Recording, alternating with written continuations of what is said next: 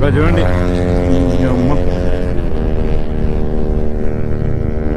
ఏం రావుడు అట్లవే అరే ఏదో గేమ్ లో చూసినట్టుందిరా అదంతా గ్రాఫిక్స్ లాగా మొత్తం నువ్వు చేసావరా నిన్న అడగ కూడా అడగడరా నేను అమ్మా ఎట్లా వస్తున్నాడు లారీ కొడుకులు దగ్గరే బైక్ ది ఒక ఇష్యూ ఉంది అది పోయేటప్పుడు మాట్లాడుకుందామని నేను మర్చిపోయినా నేను చెప్తాను బుద్ధి ఉంటే ఇంకోసారి బజాజ్ షోరూమ్కి బండి తీసుకొని పోకూడదు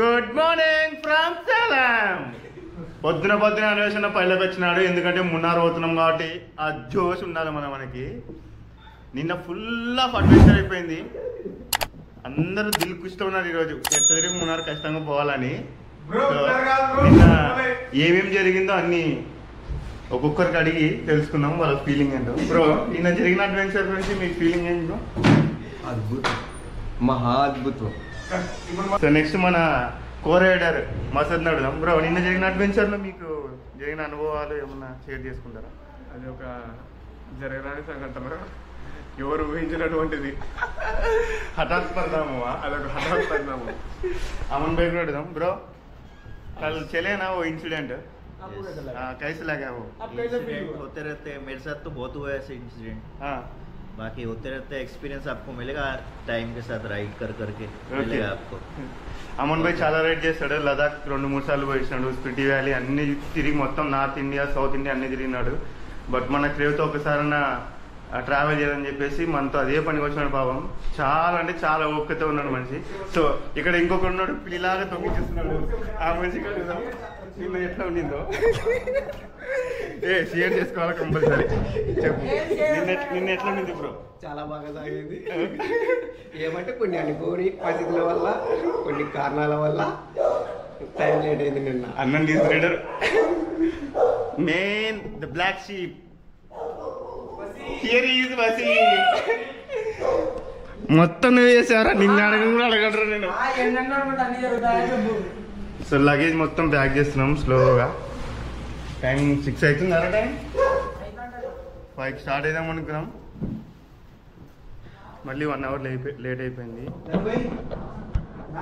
మొత్తం అన్ని ఎట్లా పడితే అట్లా పడేసినాం ల్యాప్టాప్లు బ్యాగులు షూలు డ్రెస్సులు అన్నీ చేసుకునేసరికి సుమారు ఒక అర్ధగంట పడుతుంది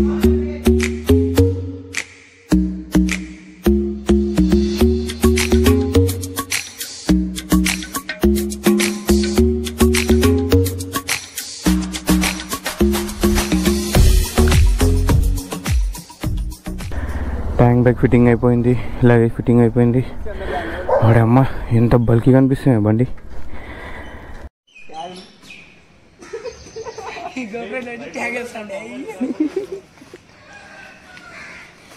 చలో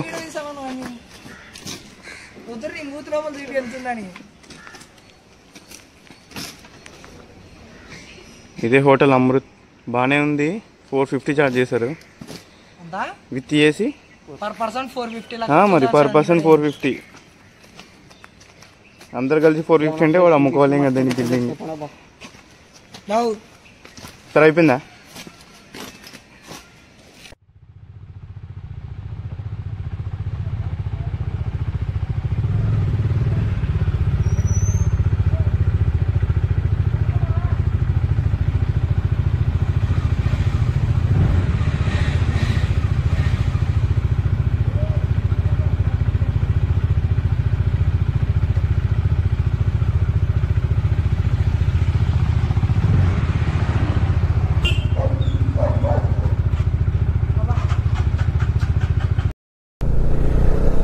ఫుల్ చెమటలు మళ్ళీ స్నానం చేసినానేమో అనిపిస్తుంది అట్లా చెమటలు పడుతున్నాయి ఈ సేలంకి అసలు ఓషన్ కూడా ఏది లేదు అయినా కూడా హ్యూమిడిటీ ఎక్కువ ఉంది ఇక్కడ నేను నైట్ కూడా అట్లే ఉండే ఏసీ రూమ్ తీసుకున్నాం కాబట్టి సరిపోయింది లేదంటే ఫ్యాన్ గాలికి పడుకోవాలంటే అసలు ఇక్కడ ఉండేదానికి అయితే లేకుండా సో ఇప్పుడు ఇక్కడ నుంచి 240 కిలోమీటర్స్ డైరెక్ట్ మున్నార్ 240 కిలోమీటర్స్లో 180 కిలోమీటర్స్ వచ్చేసి 6 లైన్ హైవే ఉంది హైవే మస్తు ఉంటుంది అంట అమన్ భాయ్ చెప్తున్నాడు అండ్ దాని తర్వాత మొత్తం ఘాట్ సెక్షనే. సో పెట్రోల్ ఫిల్ చేయించుకోవాలి. ఆల్రెడీ నేను బెంగళూరు పోయి అని చెప్పా కదా, అదే ఏబిఎస్ వైర్ కోసం. దాని తర్వాత పెట్రోల్ అయిపోతే మళ్ళీ ఫుల్ ట్యాంక్ కొట్టించింది. ఇప్పుడు మళ్ళీ 2 పాయింట్స్ తగ్గింది. సో ఇప్పుడు ఎంత పడుతుందో అంత పెట్రోల్ ఫుల్ చేయించుకొని ఇంకా డైరెక్ట్ హైవే.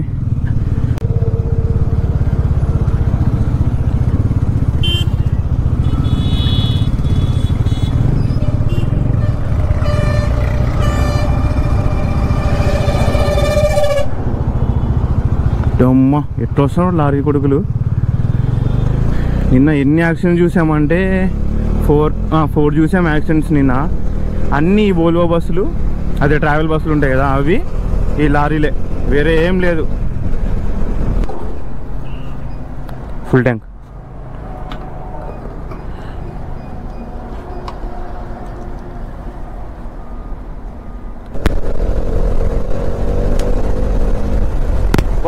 బాబా సండే చూసారా ఎంత ముద్దుగా ఉంది. బా ఏమన్నా ఉన్నాయా మౌంటైన్స్.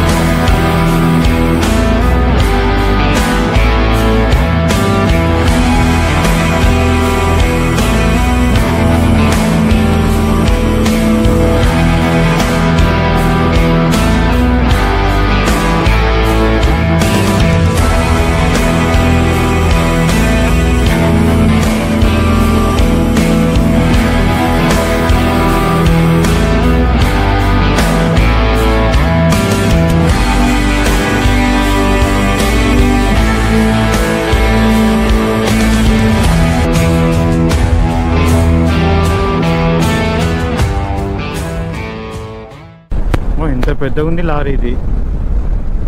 ఇది మొత్తం ఫోల్డ్ అవుతుంది, ఇట్లా మొత్తం ఫోల్డ్ అయ్యి 3 పీసెస్. ఇది 3 పీసెస్ ఫోల్డ్ అయ్యి ఒకటే పీస్ కిందకి వచ్చేస్తుంది లారీ మొత్తం. సో NH75 నుంచి రైట్ తీసుకొని NH183కి షిఫ్ట్ అయినాం. ఈ రోడ్డు డబల్ లేన్ ఉంది. కొబ్బరి చెట్లు అయితే స్టార్ట్ అయిపోయినాయి, కొబ్బరి చెట్లు అండ్ మౌంటైన్స్. అండ్ మేమే కాదు, చాలా గ్రూప్ సైడ్స్ వస్తున్నాయి, చాలా బైక్స్ ఉన్నాయి వెనకాల. ఇవన్నీ క్రాస్ చేసుకుని వచ్చిన.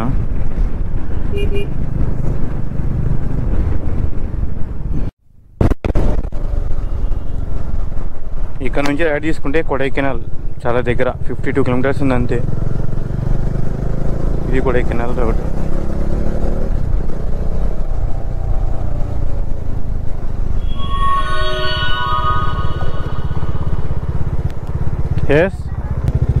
లేదు, హైడ్రేషన్ ప్యాక్ ఫుల్ ఉంది. తాగుతూనే ఉన్నా. కాదు, కొడైకెనాల్ 52 ఉందిరా ఇటు నుంచి. కొడైకెనాల్ 52 దగ్గరే. అవును, తమిళనాడు ఊటీకి కొడైకెనాల్కి ఈ పాస్ ఉంది. నేను చెప్పాను కదా బైక్ది ఒక ఇష్యూ ఉంది, అది పోయేటప్పుడు మాట్లాడుకుందామని. నేను మర్చిపోయినా నేను చెప్దామని దాని గురించి. ఏం లేదు, నేను బైక్ తీసుకున్నప్పటి నుంచి నాది కొంచెం చిన్న మిస్సింగ్ ప్రాబ్లం ఉండే.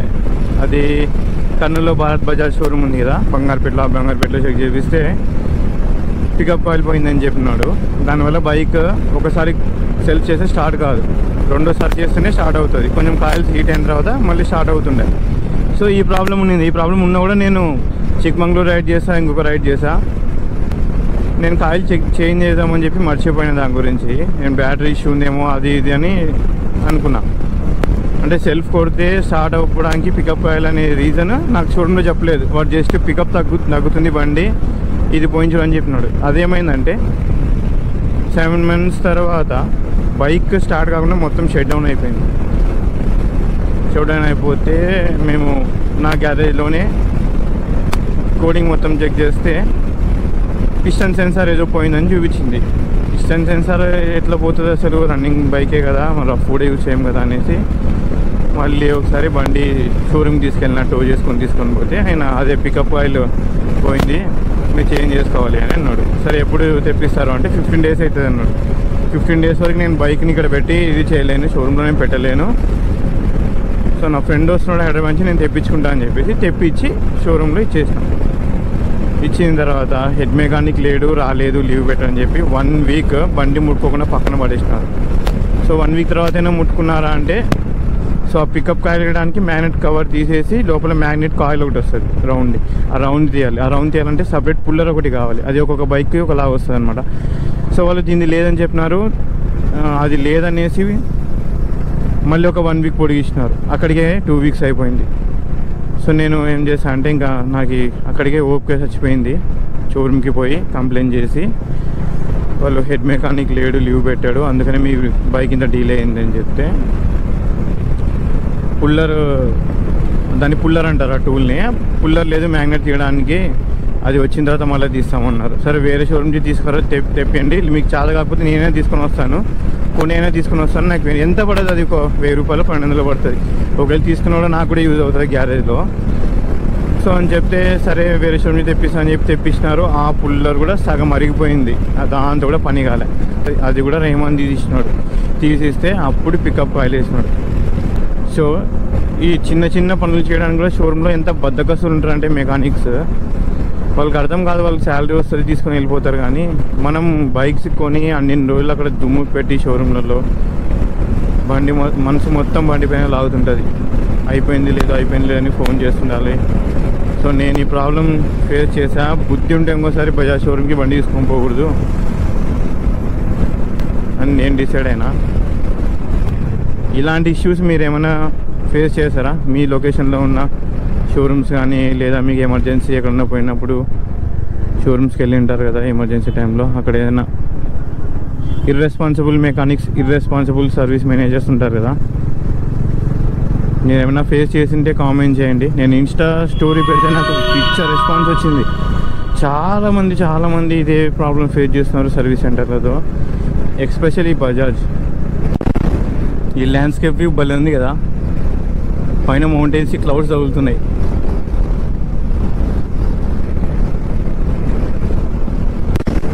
ఆహా రోడ్డు పక్కన ఇట్లాంటి చెట్లు చూసి ఎన్ని రోజులు అయిపోయింది. మొన్న కూడా ఫస్ట్ కర్నూలు నుంచి కోడుమూరు రోడ్డుకి ఈ మాదిరిగానే ఉండే, ఇప్పుడు చూస్తే ప్రతి ఒక్క చెట్టు కొట్టి పడేసినారు. ఇక చూడండి, రోడ్లు వేస్తే కూడా చెట్లు అట్లే ఉన్నాయి.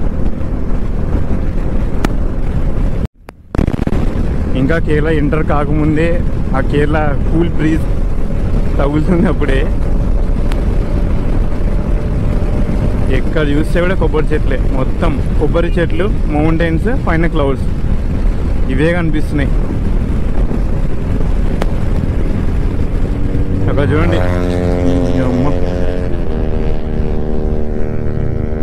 ఏం రావుడు అట్లవే అవలేగాడు, మా పడితే అట్లా పోతాడు కదా చెట్లలోకి. మోటార్ జీప్లో పోయినాడా బండి పండబెట్టి, స్కిడ్ అయితే తెలుస్తుంది.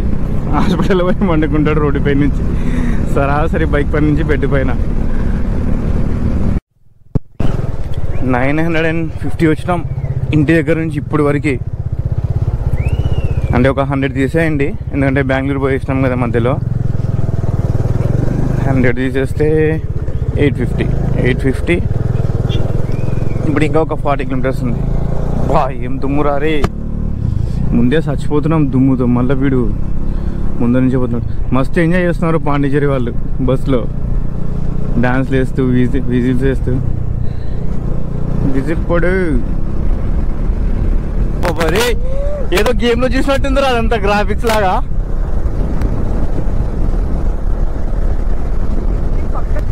అరే బాగా గేట్స్ అయిందిరా, ఎవ్రీ 4-5 kilometers ఒకటి ఉంది, ఎవ్రీ 4-5 kilometers ఒకటి ఉంది.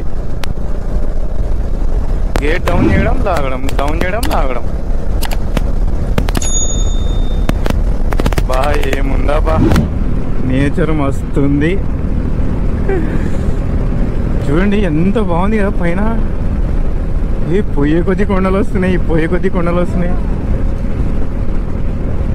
మళ్ళీ బార్గేట్స్, ఈసారి check post. Bro bro bro bro bro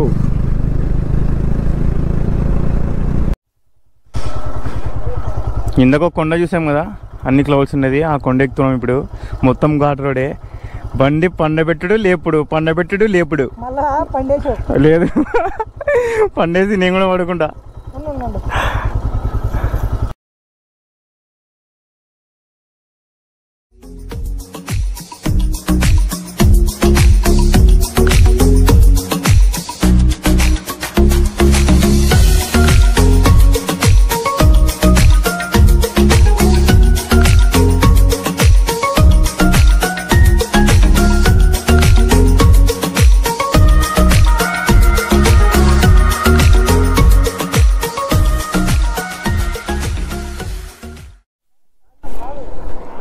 ఏమన్నా ఉందా ప్లేస్ అసలు? అక్కడ తగులుతున్నాయి మేఘాలన్నీ కొండలకి.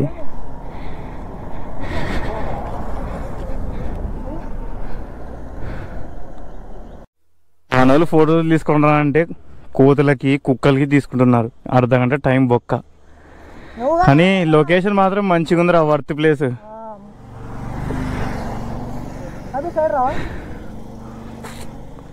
శంకర్ ఇక్కడ నుంచి రూమ్కి వెళ్ళి ఫ్రెష్ అప్ అయ్యి నెక్స్ట్ ఎక్కడికి నాకు కూడా తెలియదు, పోయిన తర్వాత చూసాం. అంటే ఎండాకాలంలో తిరుగుతే ఎట్లా ఉంటుందో అట్లా ఉంది. అస్సలు గాలి లేదు, సూర్యుడు కూడా లేడు కనీసం. అయినా కూడా చంపుతుంది హ్యూమిడిటీ. నేను మార్నింగ్ స్నానం చేసి వచ్చిన, మళ్ళీ ఇప్పుడు 2 సార్లు చేసినట్టు అయింది.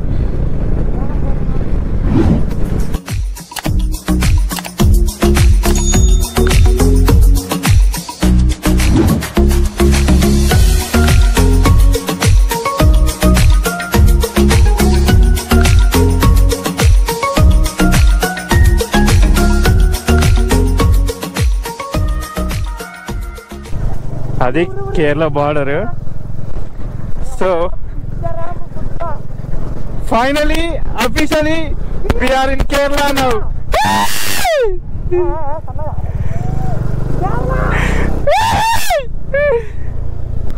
The God's own country.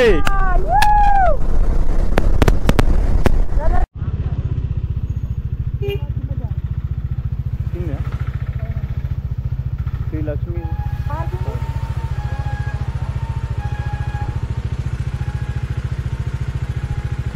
వర్షం పడుతుంది, తండసులు వస్తున్నాయి.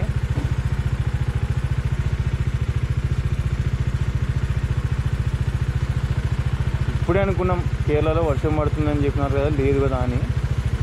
2 నిమిషాల్లో వర్షం స్టార్ట్ అయింది. మళ్ళీ పైగా మెరుపులు ఒకటి. కానీ వ్యూ మాత్రం వస్తుంది. ఓ కేరళ మెరుపుల సౌండ్ వేరే ఉంది కదా.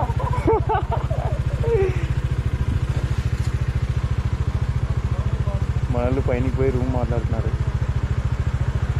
Shri Lakshmi home stay. Room దొరికింది 2400 అందరికి కలిసి. నా తెలిసి బడ్జెటే లేదు.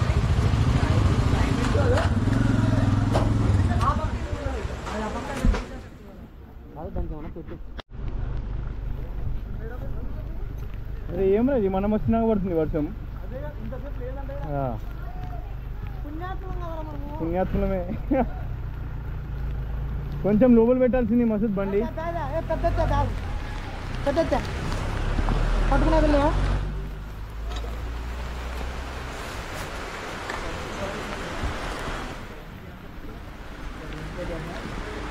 కాదు, కొంచెం ముందర పెట్టాల్సింది.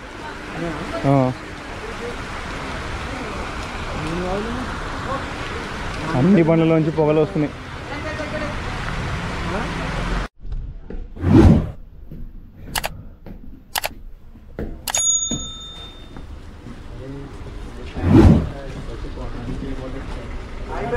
మెయిన్ రోడ్ పైన దొరికింది రూమ్ బా మెయిన్ రోడ్ పైన దొరికింది.